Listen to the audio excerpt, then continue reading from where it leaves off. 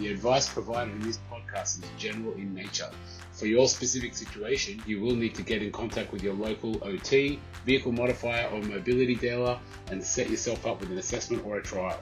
Trials really do put you in the driver's seat, so get out there and get one going. Before we get started, we just want to do a quick shout out to our sponsors who make this show possible: Mobility Engineering, Driving Well, and Williams OT. This show takes time and money to put together, and we are forever grateful for their passion for our industry. Okay, enough of the business. Let's get on to the interview with Jenny and Brad. Hello, everybody. Welcome to the Drive Able podcast. I'm Jenny Gribbin from Driving Well Occupational Therapy here in Brisbane, and here is Brad Williams from Williams OT in Adelaide. How are you, Brad? Jenny, this is an exciting week. I am very well. That's good. It is a very exciting week, and that is because this week is OT week. So Occupational Therapy Week is we get a whole week of celebrating our role and our impact of being occupational therapists. So Brad and I thought that we would do a really fun episode today and just really sharing and reflecting on our own journeys. You know, the word journeys thrown around a bit, but it is a journey for each of us, how we've come to be an occupational therapist and how we've our teams have become to be occupational therapists, and the work that we do to help make a difference, and that's why we're here. So we are actually celebrating 80 years this year of OT Australia, from the initial stages of the first OT club that existed in Australia. So 80 years of connection is pretty incredible, and OT Australia that we love and support, and have encouraged all of our OTs to celebrate and to share pieces on socials and to share things through OTA themselves. So I'm really looking forward to jumping into that with you today, Brad. Look, we're both proud OT. So let's unpack it. I'm a little bit raspy in my voice. I've had a bit of a cold over the weekend, but it's not going to stop me to talk about how good OTs are and what we do as a profession. What we're also going to do is talk just really briefly, give you an update on what's happening in the NDIS world. To wind out this episode, we'll just touch on what's happening with the reform bill, and where things are up to now since the 3rd of October has come and gone. OT weeks 21st to 27th of October. So if you're listening to this sometime into the future, 21st to the 27th of October 2024, the reform bills rolled into effect on the 3rd of October. So we've had a couple of weeks to digest what's going on, and we thought we would let you know what we've learnt since that time. So should we get into it? World OT Day is the 27th of October, which is coming up. So happy OT week. Let's jump into our fun chat today. Mobility Engineering is Australia's leading automotive product supplier for disability customers. We have installers all across the country, over 100 of them, and we have the largest range of mobility products for vehicles in the country. Get in touch with Mobility Engineering for any of your driving solutions. G'day everybody, and welcome to the Drive Able podcast. Hey, we're wearing our special shirts today. So if you are watching this on YouTube, you're in for a treat. We're wearing our OT shirts because today is marking OT week. So we're right in the middle of OT week when we record this, and hopefully you get to listen to this soon after or on OT week, because we love being OTs, Jenny and I. It's a week leading into World OT Day, which is on the 27th of October.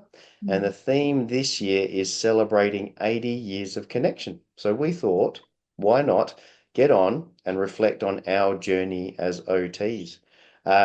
Jenny, I know that you're a big advocate for OT. You're a passionate OT. And I can't wait to get into a little bit of this with you. It's going to be great. I love being an OT, Brad. And I love being part of this wonderful community of OTs that we have right across the country. And it's been so special this year for me to join you and being co-host of the Drive Able podcast, because we've been able to talk to so many people and be part of the OT Exchange Conference this year that we've had several episodes about, and really work together to do what we love, which is helping people do the things that they love, right? Hey, the theme is celebrating 80 years of connection. Yeah. What's more connecting than talking Mm. to people about their journey and Yeah. talking about the successes that they have getting out on the road? So we're going to reflect back on one of those. OT Australia write that as we mark 80 years since the formation of the first occupational therapist club in Australia, we invite you to be part of a special celebration that honours our history, raises the profile of occupational therapy, and fosters a strong sense of community among our members. Occupational therapists have a long and proud history of coming together, and we want to acknowledge and celebrate while highlighting the growth and evolution of the profession. Mm. So here we are. That's what we're going to do. That's Mm. exactly what we're going to do. And we're going to jump on and celebrate OT, but we're also going to celebrate the driving side of OT as well. So, as a bonus in this episode as well, we're going to also reflect on our hot topic episode. Our hot topic episode was number 90. So you can go back and listen to that episode where we unpacked the recent reform changes to the NDIS and the reform bill, and what was happening at that stage. And we're going to reflect on what's happened since then, just to wind up this episode as well. So stick around and listen to that if you're concerned about the NDIS changes. All right, Jenny, let's get into it. The first question that OT Australia has put out there: reflecting on the evolution of occupational therapy in Australia, share a significant advancement that has impacted on you and the profession. Now, we're going into this completely unscripted. We're just going off the cuff. So, Yeah. what have you got to answer that first question? I think for a lot of listeners, they probably don't know how occupational therapists and occupational therapy even began. So we're 80 years of connection within OT Australia, the first OT club across Australia. But occupational therapy, to my knowledge anyway, has been around a little bit longer than that, and actually started when veterans in World War I were actually returning from service. So occupational therapists were involved in helping those veterans basically return to their daily activities. So that from that very, very early stage, but it wasn't as scientific as it is now. There's a lot of science behind what we do, and a lot of people don't realize that we are a scientific allied health profession. One of the things that we are historically known for is being basket weavers, because we historically used a lot of arts and crafts and leisure activities to help with the rehabilitation. And that's everything from, like you think about the task analysis involved in making and weaving, literally weaving, straps together to make a basket shape. That there was concentration and attention, there was fine motor and gross motor, and balance and endurance, and cognition with planning and problem solving, and there would have been social engagement as well, because it would have probably been done in a group setting. So it was focused on all of these underlying skills that then enabled people to rehab what they were needing to rehab to return to their normal activities. So I think the evolution from being the basket weavers to what we're able to achieve now is just phenomenal. We've come a really long way in really stamping our ground that we are evidence-based profession, and that we are, there's constantly there's so many organizations and universities that are and clinicians that are doing research to constantly sort of work out, well, what is the problem that someone's having?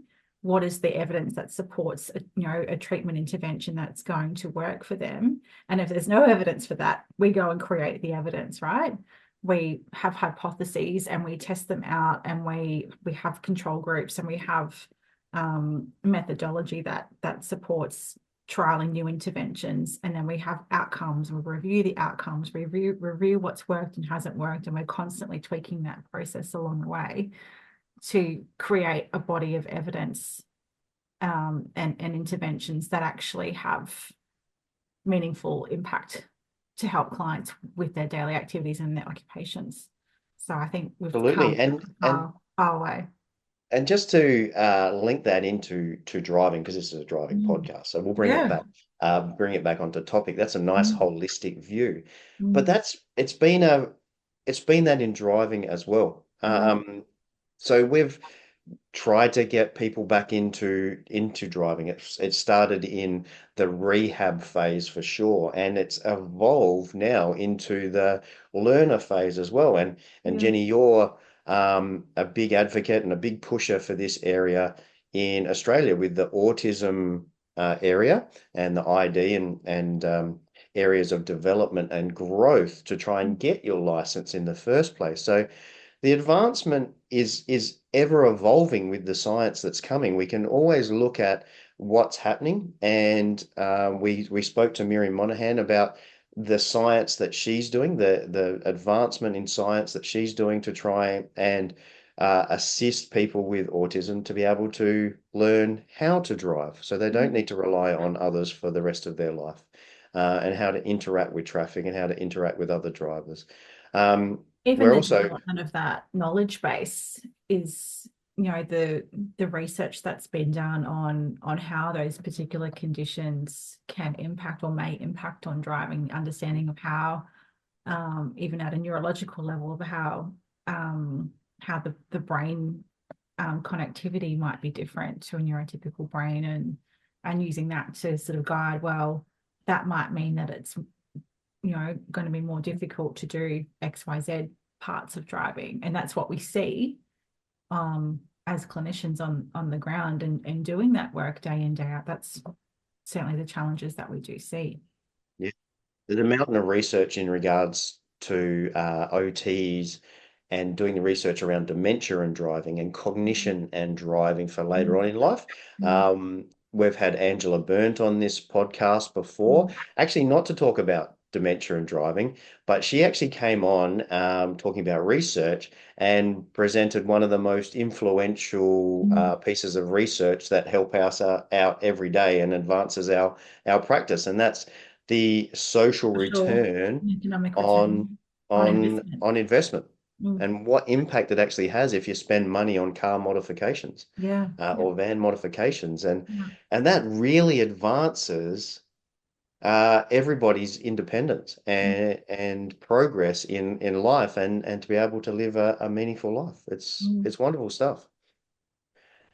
The next question that the OTA put out there is, what part of being an occupational therapist makes you most proud and why? Well, this one might go for a long time, Jenny, you and I, because we are proud occupational therapists and why we do this podcast. So do you want to kickstart us on this one? Oh, Where do you start? it's so hard to put it into words for me, I think I'm thinking back to my address, my keynote in the oration, acceptance, and I think unintentionally I was describing how proud I am, but I was trying to describe how proud I was of our profession in general across the board, and it was reflected back to me after that the the key takeaways from the conference were the fragile, strong, humble, proud, badass ninja. So what we all sort of living by and working by, which I just thought was just such a wonderful summary. But I think if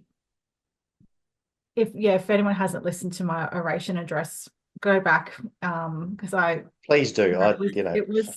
It was my mic drop moment was when I was able to sort of pull apart that photo of Bill Shorten, the minister who's put us in a lot of stress over the last few months, talking to a woman at one of their, their let's come and chat sort of evenings down in Canberra. And you could just make out in the photo that this particular woman was a wheelchair user.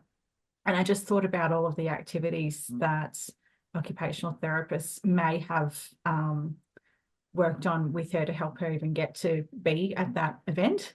And I listed it out as, from the moment she was waking up and getting out of bed that morning, all of the different parts Things of she her used and life, all parts of of the her life. Yeah. activities that occupational therapists likely would have had Yeah. supported her with and enabled her to be able to do. So things like, even, her showering and dressing and self-care daily activities, her transfers, her mobility with her wheelchair, likely things around what we call instrumental daily activities, so things around the house like the cooking and the washing, and then of course community Missions. access Yeah. activities, Yep. driving, and then driving to enable all your other community access activities, as well as all the home mods and access into the community, access into work, access into school if she's got kids, access into leisure activities. So I think what part of being an occupational therapist makes me most proud and why. I mean, it's everything. It's everything that we do that we get to do every day. And I think that's one of the key things that I try and remember is that I get to do this. I get to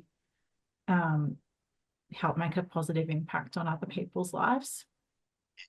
I think that's what makes me so proud as well, is that you can do big things. So Mm. we can do a massive van modification, drive Mm. from wheelchair, Yeah. and you can change somebody's life and do something really, really big. But then sometimes it's something that is so small Mm. that has the big, massive impact. Mm. So, like it could be a sock aid as an example to put on Yeah. your socks and Mm. not actually have to rely on somebody to put your socks and shoes on, and Mm. something that's $30 or something from an independent living store. Mm. We can get them on eBay and things like that, Mm. Amazon and things like that nowadays as well. So, Mm. it can be as little as that, but Mm. something, in the driving world, an altered mirror, Yeah. or a reaching stick so you can shut the door, or Mm. those Mm. little things that people kind of overlook sometimes. I've And got a they go, beautiful that's so, example. that's so simple. Why didn't I Yeah. think of that? Yeah. Well, Yeah. that's what OTs do, is they unpack it, they figure it out, and that's what makes me so proud, is that we are problem solvers for Yeah. creating independence and meaning in life. And Mm. it's just such a wonderful Mm. outcome. And there's so many positives in what we do every day. It's great fun. So that moves us on to our third question, Brad, is to Mm. share a story where your work as an OT led to a transformative outcome for a client. This podcast for like, where do Yeah. you start? Where Where do do you you start? start? Who do you pick? Like, you could tune into Yeah. 90 episodes Yeah. and be proud of Yeah. what's happening and transforming someone's life. Mm. Some of the ones aren't even our clients. I Yeah. remember talking to Jalen in WA, and listening to his story and just going, that OT that helped this guy out has done an amazing job. Mm. And listening to that story going, yeah, that's what I do too. And that's such a good story. And I'm learning little bits and pieces from that. Mm. And I'm going to take that back to my practice. Yeah. One of the best episodes for me was way back at the start, and it was with Dee, and she introduced to me writing a letter to go with the OT report from their Mm. point of view. Personal letter. Yeah, Mm. the personal letter. And that Mm. was back 3 years ago now. Mm. And we've been doing it ever since, asking clients to write their own personal story Yeah. to go with the NDIS report that the OT does. And geez, it has a massive impact. Yeah. And it's those type of little stories and those little things that we learn along the way that can Mm, have such a transformation in someone's outcome. mm. Um, yeah, something as simple as writing their, not just having the OT's word for it, but their Yeah. own story coming across and why it's so important has been one of the biggest key moments for me from doing this podcast. Gives them their voice, doesn't it? Does, yeah, yeah, yeah, Mm. and it shows that we're not the only experts in this journey. Yeah. The client is their own expert, the participant is their own expert, Mm, and sharing their own story along the way has mm, been seen a massive transformation in outcomes because it gives you that meaning behind the decisions for mm, sure. Yeah. mm. What about you? Is there Oh. a transformational outcome for a client that you're proud of?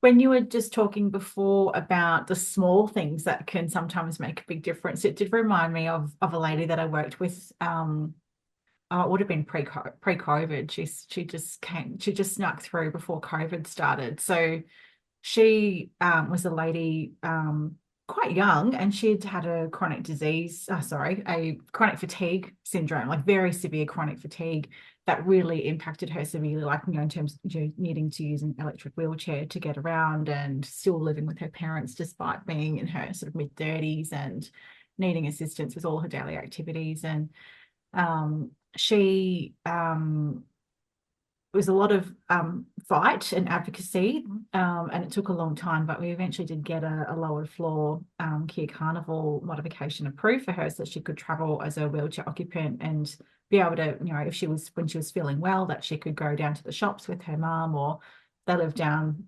Gold Coast way, so that they could go down to the beach and just, just do some really, really lovely community engagement and access and side of things. So, that was a, sort of standard modification, a big modification that created a significant impact for her. But there are a couple of key extra things that we threw in with that modification that just made a huge difference. So we actually managed to get the modifier to create a semi-automated boot opening. So we couldn't get that particular model car, for some reason, we couldn't get a fully automated door, but we could get partly automated. So she was able to have a strap, and she had a button. She was able to do part of opening the tailgate herself, which just gave her that, it just empowered her a little bit more, that she didn't have to be 100% reliant on her mum to do all of those things. And the other thing that we got for her was a transfer plate so I think it was a third row, no, second, it might have been a second row setup, but we also got a transfer plate to the second row passenger seat on the passenger side. So on days that she was feeling well, she could actually transfer across from her wheelchair straight across into that second row passenger seat. Yep. And I remember going and doing her handover assessment down at the modifiers down at the Gold Coast. This was with KM Kite as a modifier. And I had my daughter was about 4 or 5, but I had her with me that day, so she's come along for the visit, and I was holding her on my hip and then watching my client do her transfer, and she started crying. She started crying. This 35-year-old young woman with no cognitive, just this physical disability that Yep. had taken her life, and she had never, like, it had been years since she had actually got in a vehicle by herself before. And she was just so overcome with joy and gratitude, and that just made such a difference for her. Yeah. Yeah. It's the ones that make other people make the client cry. Geez, Yeah. they get you going, don't they? Oh, They really do. yeah. There's another story that I remember, which was a massive fight with the NDIS about why would we not go for a lowered floor vehicle, and why, they should buy a van and we'll lower the floor and this is what we think they need. And we had to go back and advocate for a turnout seat for the Mhm, partner. So the mhm, turnout seat, which turns into a wheelchair. So mhm, it's called a Coroni system. mhm, Um, and that one there was all so she could watch her favorite footy team. mhm, And it wasn't about long trips and this and Mm, that. It was all about Saturdays, going to the football, being part of the atmosphere, mm, listening to it, listening to all the crowd. She could hardly see the football anymore. She couldn't really follow the football anymore, mm, but just them as a family doing their family tradition of going to the footy every Saturday mm, and being a part of the immersive crowd environment. It's mm, those type of things that mm, make a massive difference. And when you get hooked as an OT on that stuff, mm, that's the stuff that makes it so enjoyable. It's mm, not just fixing a muscle. It's not just making a tendon move. It's mm, not just prescribing a piece of equipment. It's the meaning that comes from it and why are you doing this and what do you get out of it that's so addictive. Um, it is. and and what makes it such a great profession to be a part of Yeah, from yours and my point of view. you're chasing your dopamine hit. That's a Yeah, good way to absolutely. get it. 100%. And it's so disappointing when a client has a complaint about Mm, a, a piece of equipment not quite working right because you want it to be so perfect all the time yeah. and have the best possible outcome Mm, and when you can't quite get it, like we can't always wave a magic wand. We yeah. can't always make it work. Yeah, I've got a story just this week where there's a client with significant pain, and they came to us as the we're not meant to be experts according to ARPRA, but they came to us for that Mm, expert opinion mhm, about how can we get the best out of a car seat for this person. And they were so disappointed that no matter what we tried, and yeah. we just couldn't make it happen. There was always going to be pain in the Mm, car because of the significant back injury that she has, the bumps in the road. We just can't eliminate those. We can't eliminate mm, G forces going around a corner. We can't eliminate how other people drive and having to brake suddenly. We just can't eliminate those things. So, unfortunately, we can't eliminate the pain that's associated with that. And those bits suck, but the bits that are so good are those little tweaks, those little things that make a massive difference, and the meaning that comes from it. and sometimes it's, maybe we can't completely eliminate the problem, but maybe we can make it better. Maybe we can Tolerate a make it little bit longer. Yeah. better than before. Yeah. Yeah. Yeah. Yeah. Yeah. Um, yeah. Hey, it is OT week. They're the three questions that they've put out. We are very proud OTs. We would like you, if you're listening to this, to share your best OT story with us in the comments down below. You can either share it as a participant and a client about your favorite OT story, if you're been interacted with an OT. If you're an OT, share your favorite OT story with us as well, because let's share the love and the connection and let all these other professions know what OTs do as well, because we're certainly growing. We're certainly Fastest getting a growing voice. allied health profession in Australia. Yeah. I don't know if you remember when you started, Jenny, you're kind of like, what is an Yeah. OT? Yeah. And there was a Yeah. lot of that going around. Yeah. I don't think that's the case That's anymore. Yeah, I think there's a lot more awareness in the community about what occupational therapists are, and that people have at least heard more so have heard of what an occupational therapist is. Whereas when I went through uni, you're constantly explaining, what's that? What's that? What's that? That's right. Is that like helping people get back to work? Like yes and no, but much, much more. Small bit. Small bit. Small bit. Yeah. Yeah, no, it's been great. Hey, and it is OT week. I'll just What do a is, quick. what's Williams OT doing to celebrate OT week?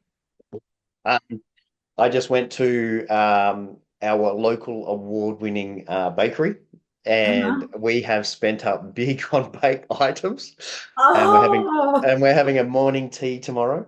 lovely. So that's how we're celebrating. Hey, we've also got Sounds pretty our good. social feeds where we're highlighting OT all week, um, and doing that. Yeah, so that's how we're celebrating. We've got a big morning tea Mhm. tomorrow. So what about you? Driving well. We had a team. morning tea slash brunch yesterday, actually. So we were already straight onto it, and taking the team out, and we talked about. We actually all shared our stories about how we found out about occupational therapy in the beginning and how we came to be studying occupational therapy. So it was just, yeah, it's just some really lovely stories around how people came across it. And one of my team, Zoe, she shared that her maths teacher, um, she was doing all of the high level maths subjects, and not doing so great in them apparently. And that her maths teacher said that his sister was an occupational therapist, and he said, "Oh, you've got the qualities of an OT. Maybe you'd like to be an occupational therapist." And she never looked back. So, and Amanda, one of my other team, her sisters were in nursing and social work. So she sort of had that exposure through their experiences in being in healthcare. And she ended up doing a week work experience at the local hospital and really enjoyed it. So that's how she got started.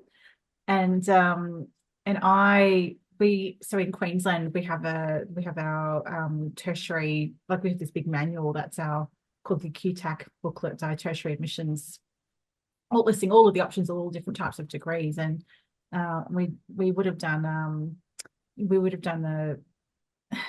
the vocational sort of testing to see, what sorts of careers might you be suited to in sort of that year 10 kind of, and then looking through the QTAC manual, and I came across occupational therapy. Oh, what's that? And we had to do a week work experience in grade 11, and there was one of the girls I went to school with, her mum was actually an OT, so I was able to go and do a week with her, which was at a children's special school for quite profound vision impaired and intellectual disabilities, and really enjoyed that. And yeah, it just carried through. So yeah, it was really nice to share those stories around our between our team. That's gonna take me. That's what we're Yeah, gonna do for it. I'm gonna borrow that, yeah, and yeah.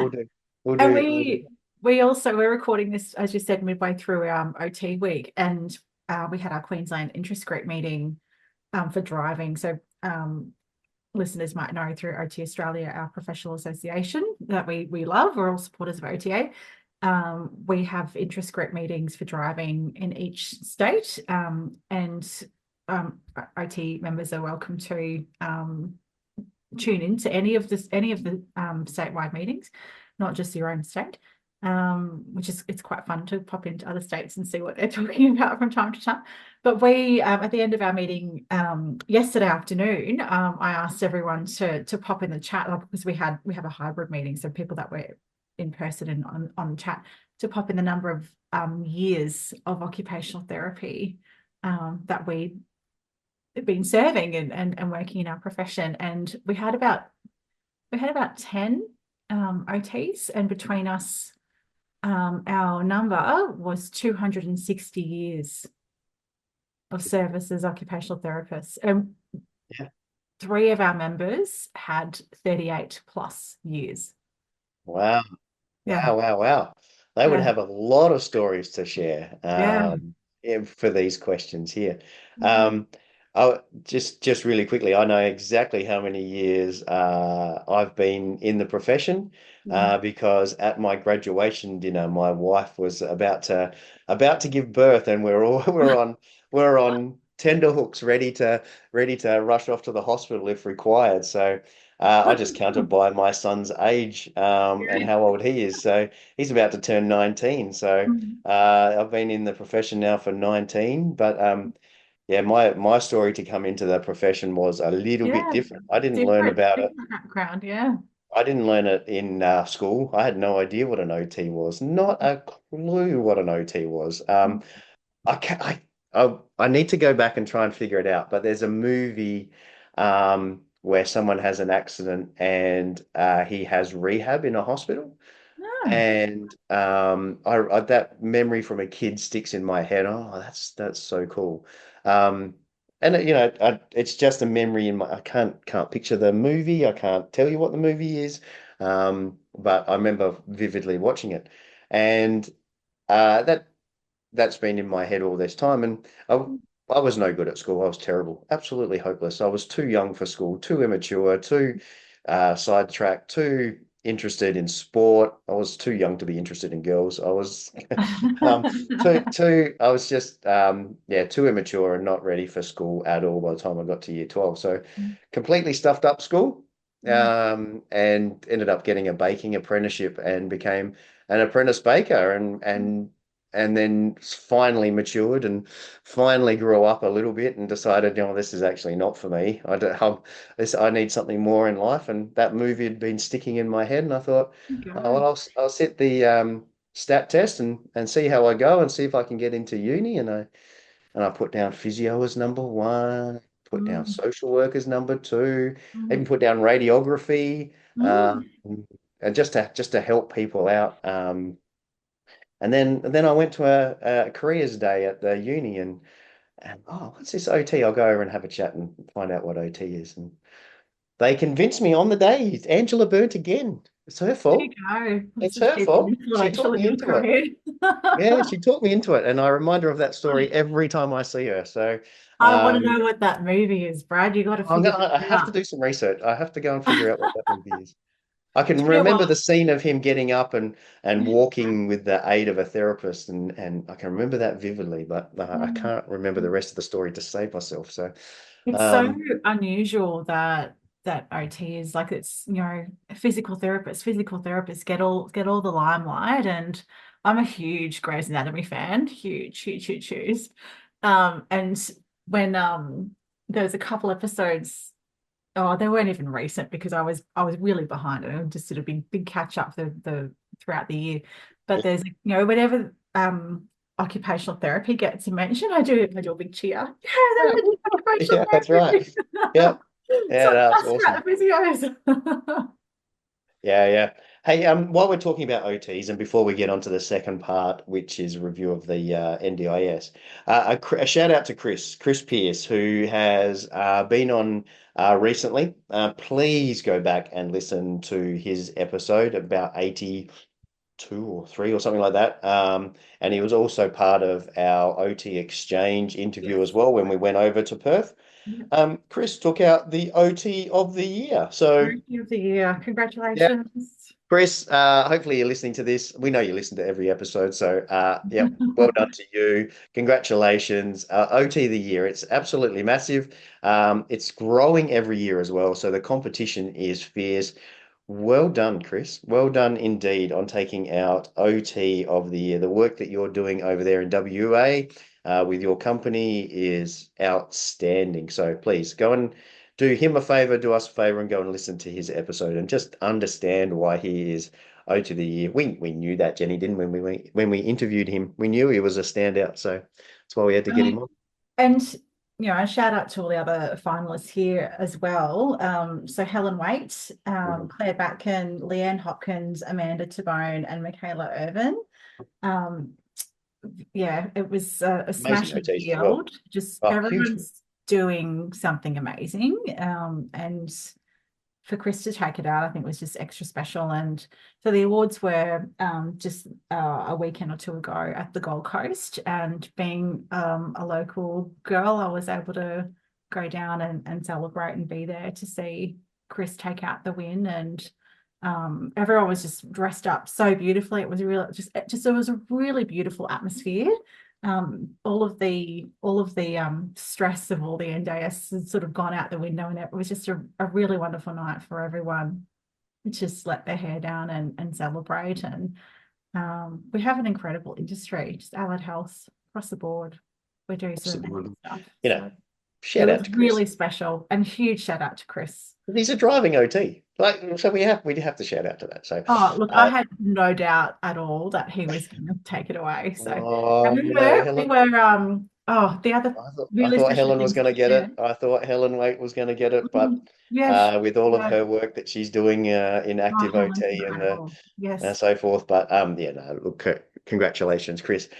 Hey, I know people are listening to this and it's already been going on for a while and they're probably still sitting in their car hooked to us and not getting out and getting late to work. But I do want to let's just say before we move on with the Allied Health Awards, two things. Occupational therapist was the first award of the night. first award. Yep. It's came off the rank, showing how important we are as a profession. Excellent. Good. And the second thing was that they called out for group photos. So each profession to come up and have a photo.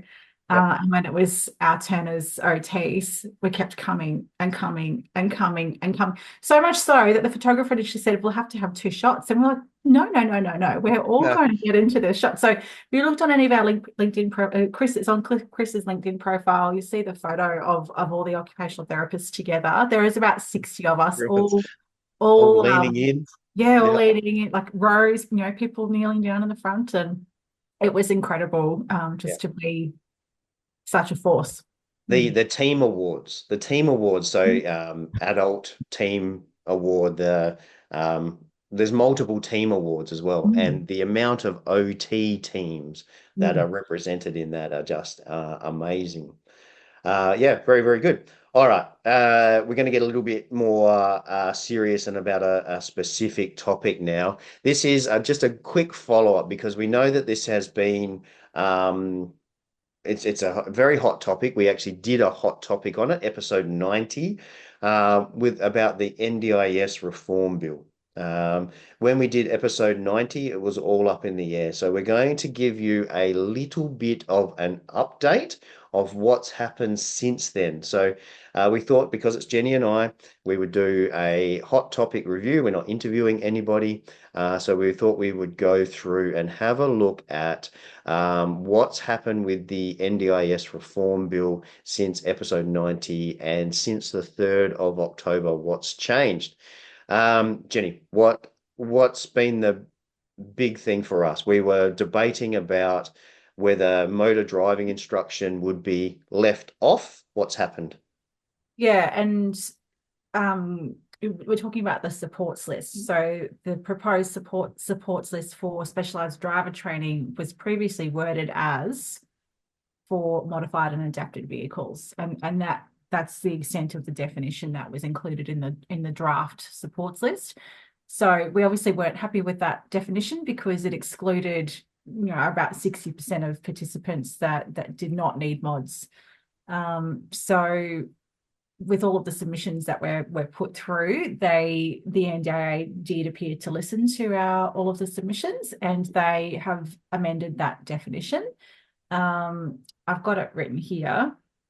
So the wording's still a little bit like it's not the best wording, but essentially what we are interpreting it to be is that all people needing a driving assessment and specialized driver training would be eligible still. So it's still a support that is available to all participants.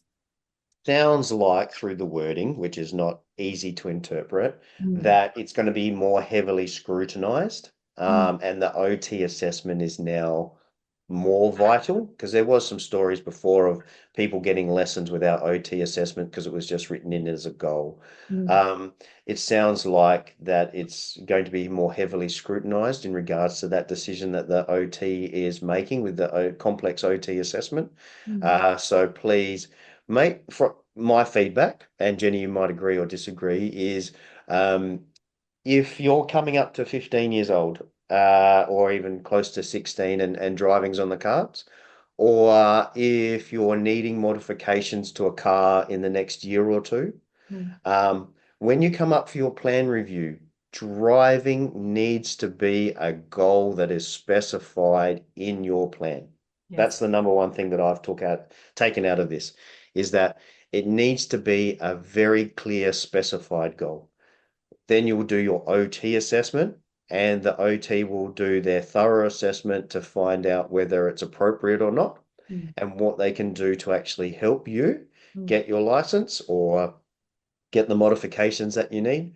And then it needs to be approved by the NDIS delegate that assesses that OT report. And then it gets added into your budget, into your plan. But so not much has changed, but it just sounds like it's going to be more rigid than it was before. Yeah, it's certainly still very clear that the specialised driver training part is a stated support, which means it needs to have followed the OT driving assessment.